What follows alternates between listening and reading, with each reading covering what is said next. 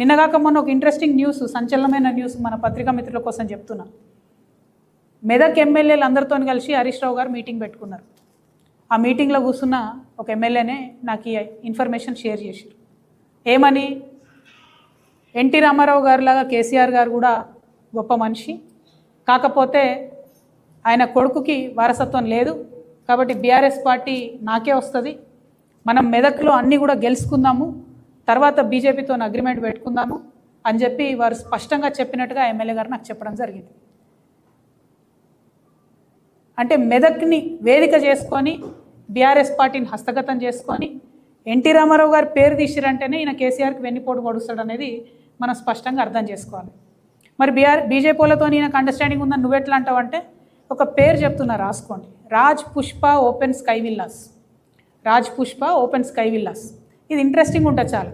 ఈ Raj Pushpa open sky విల్లాస్లో ఒక ఇంటి నుండి పాలల్లో పసుపు మిరియాలు కలిపి హరీష్ రావు గారి ఇంటికి పోతాయి.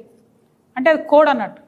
అక్కడికి వచ్చే ఆర్ఎస్ఎస్ పెద్ద మనిషి మిరియాలు పసుపు కలిపిన పాలేది అవుతాడు పొద్దంతా. ఆయన ఎవరో మీరు ఇంటర్నెట్ వెతికితే మీకు తెలిసిపోతాడు.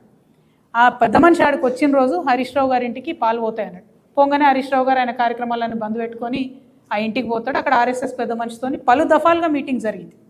ఈ టోటల్ అండర్స్టాండింగ్ ఏంటంటే బీఆర్ఎస్ పార్టీని హస్తగతం చేసుకొని వెన్నుపోటు వచ్చే రాజకీయం.